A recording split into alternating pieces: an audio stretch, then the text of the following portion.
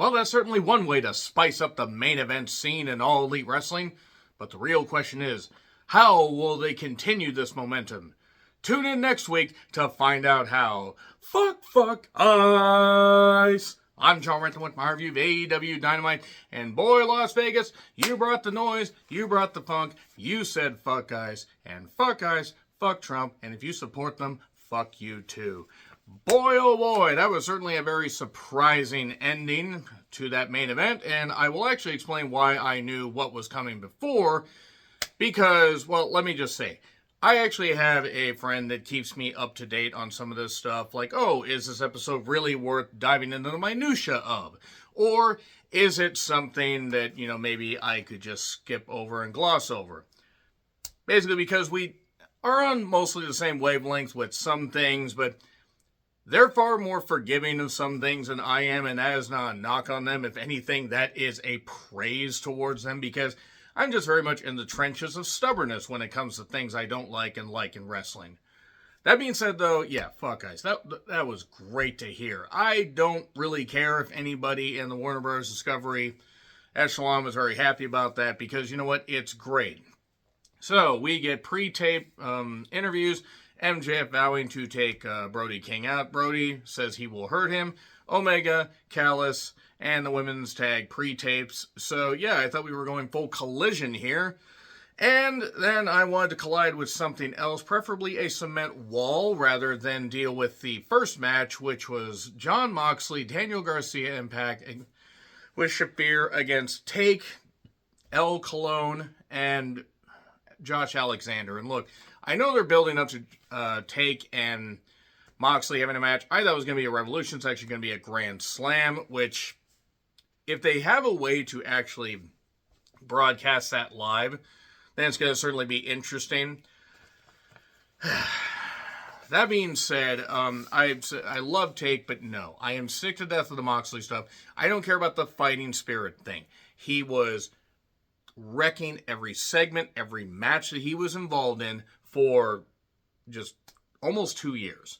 This Death Rider stuff would never end. Now, they're faces. They can be faces of some. You can cheer them all you want. I was there for pretty much the genesis of the whole thing, even though the Death Riders are going, and Moxley had turned on Danielson before that. But I still have not forgiven Moxley, and I probably won't for a while, because, yeah, it just led to such an abysmal title reign.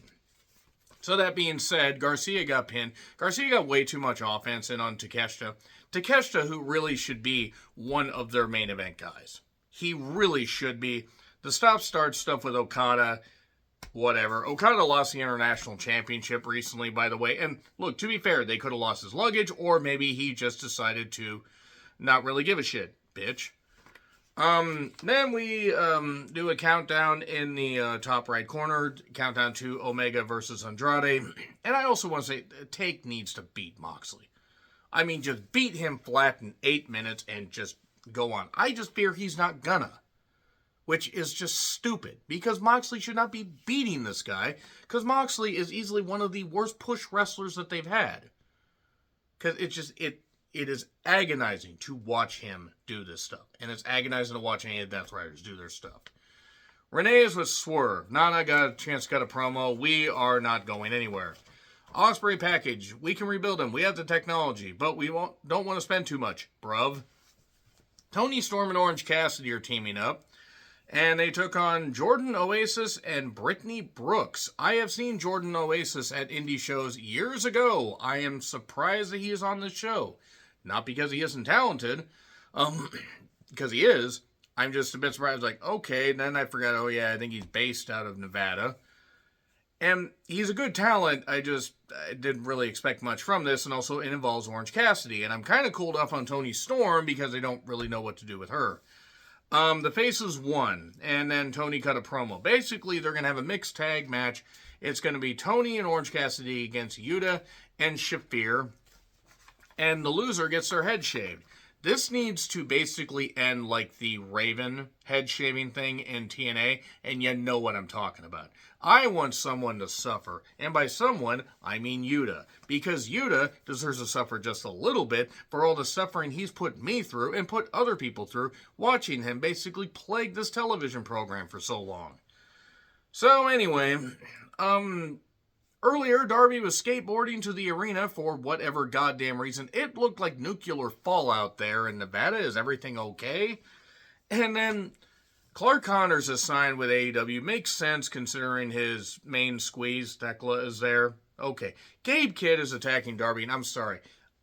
After all the bullshit that he said about Mariah May and just acting like a fucking crackhead all the time, I don't want to see Gabe Kidd. I think Gabe Kidd is bland, boring, and basically problematically stupid. And there you go. We're continuing this feud. For what reason? Who is Darby going to get to team up with him? Hangman Skrull, by the way, and that's what he's going to be called until he apologizes. Hangman Page, a posted leak from Instagram or whatever, him hanging out with Marty Skrull. And John Alba, I believe, I think that's who it was, did an interview with him. And to his credit, even though he has softballed some stuff, he did try to actually get answers out of Hangman. Hangman would have been better off not saying anything. Yes, he did mention that, friends are going to have differences, this kind of stuff, whatever. That's not what this was. Miss me with the age of consent in the UK. If you buy into the age of consent in the UK being all right at 16, when Marty Scurll was at the very least close to 30, I think he was at least 30, if not just a little over, shrieking Luke Besson from Fifth Element noises. This, if you agree with that, then there is a big problem with you, because no, that's just not fucking cool. It's just not fucking cool. I don't care if it's a man, a woman, man and woman, woman and man. I don't care. It's fucking ridiculous.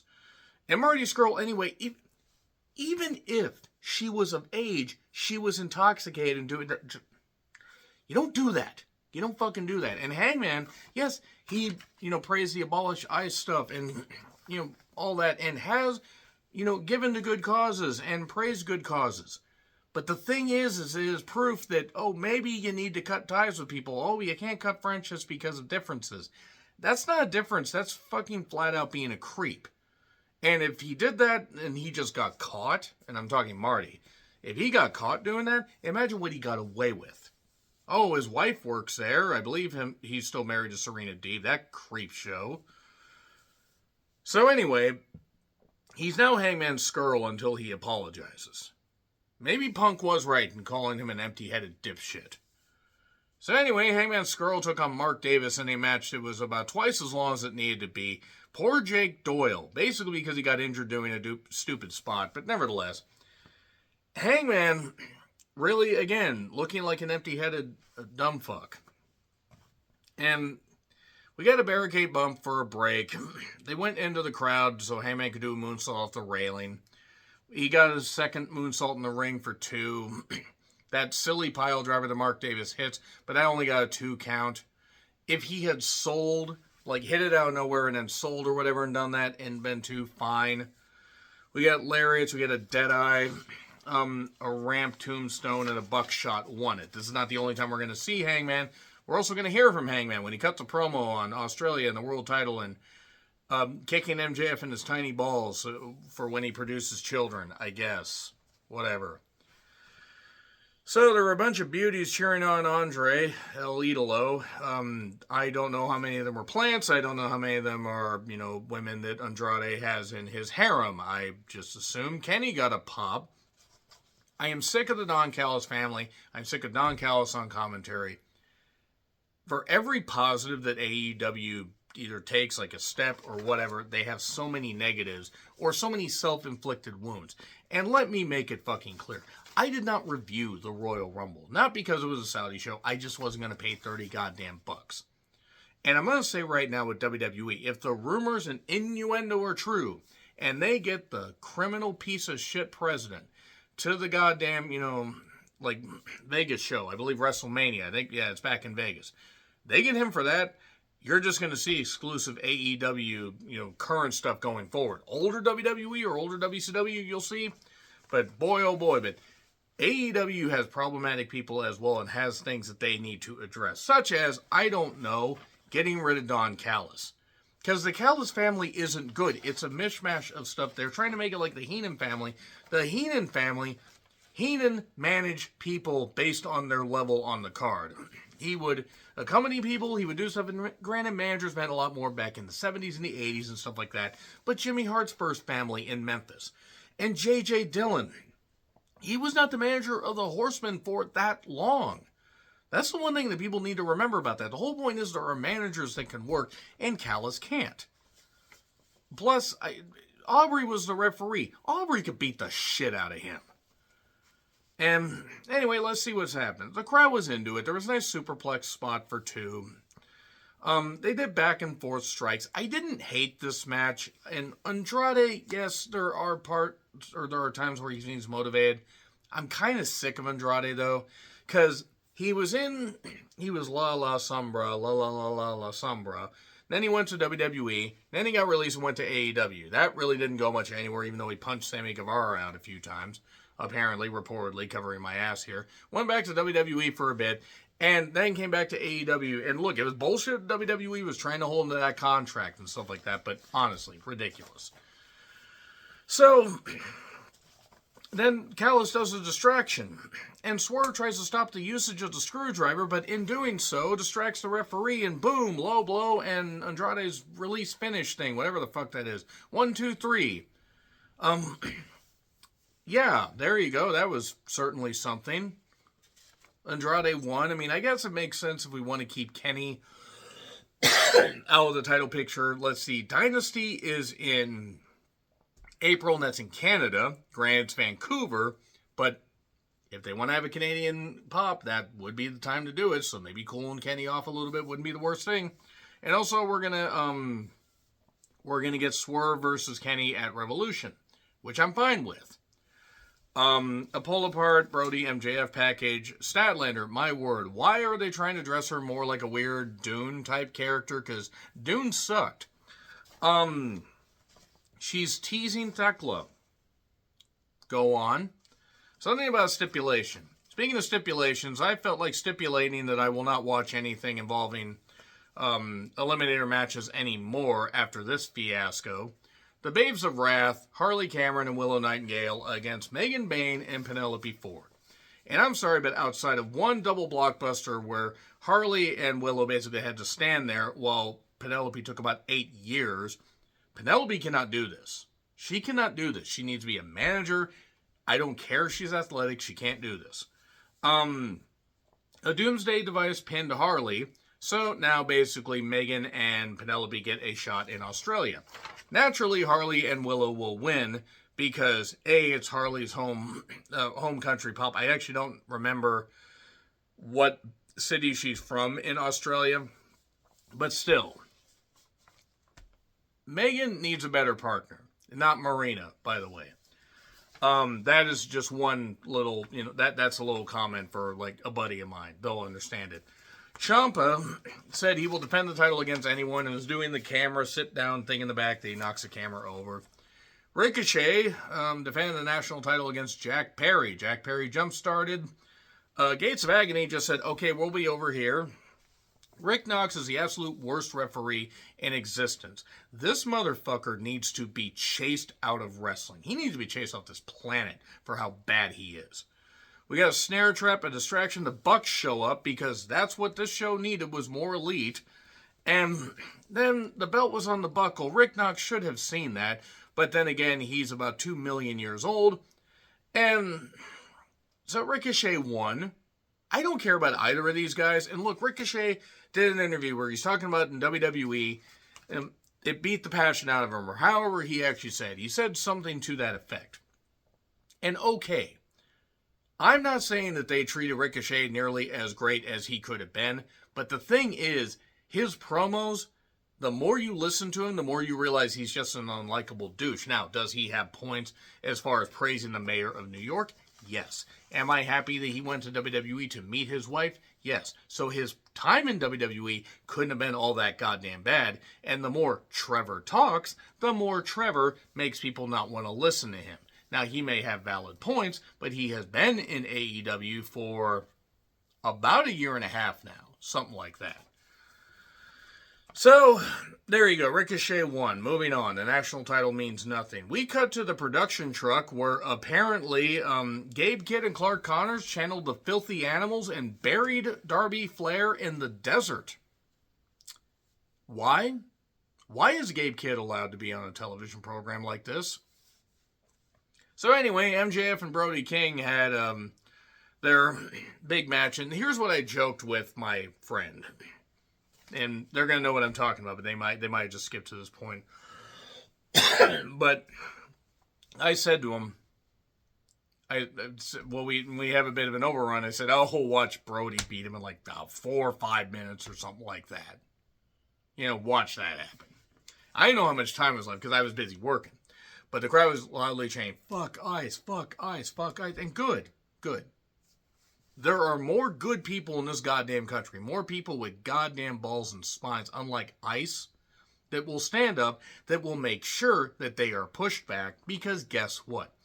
Everybody that actually cares about humanity is going to make sure that ice is abolished. And that ice is shamed. And that the ice agents are charged. And hopefully put on trial where their families can see them sniveling and crying, like Kyle Rittenhouse eventually is going to when he's put over a goddamn open flame like the pig he is. This is going to be glorious to see. It may take time to repair a lot of shit in this country, and I'm not saying it's a left or a right issue. This is a right and wrong issue, and if you were on the side of ice, you are wrong. But yeah, big fuck ice chance. And then we had Brody and MJF was even surprised by that stuff. Now there are people saying, oh, MJF probably supports ice. I'm only going to offer this pushback. I don't know MJF. I'm not going to pretend to be in his head. But one, he's a Jewish guy. Two, he has Alicia Atout. I'm sorry. It should be Atout. I'm sorry. It's such a ridiculous last name. That is of Palestinian descent. And I would think that if they had any understanding of humanity, they would actually be on the side of, properly abolishing ICE. By the way, free Palestine. So there you go. So Brody was going to blitz MJF, or at least attack MJF, but MJF got distracted by Hangman Page's music. And then suddenly, Brody choked him out over the ropes. MJF dropped. And then threw him back in the ring. Cannonball, Gonzo Bomb, 1, 2, 3. 90 seconds, I think. Maybe 100 seconds. Big pop. Big roar. Okay, cool, perfect. And then they couldn't leave it alone. So I don't want to hear, by the way, that MJF isn't willing to do business, by the way, because he did the right thing here. I actually didn't think they were going to go this route, but they did. Andrade attacks. And then Hangman gets laid out with Hangman lays him out with a buckshot, tries to hit MJF, and MJF low blows him, and then he gets hit with another Gonzo Bomb. And I understand what they were trying to do. They're trying to hype up Hangman and Andrade, because they're going to have their match in Australia, and I understand it, but it just felt a little too busy. You should have gone just with Brody, standing tall, boom, there you go. And then you could have Hangman and Andrade brawl on the goddamn stage if you really wanted to do that. There were different ways to do this, but that is definitely a way to spice up the main event scene. Whether it lasts for long or not, who knows? That being said, let me know your thoughts in the comments. Like, share, subscribe, Twitter, Letterboxd, Blue Sky handles in the description. I'm John Retland, and until we say fuck ice once again, because it's always fuck ice, happy trails to you.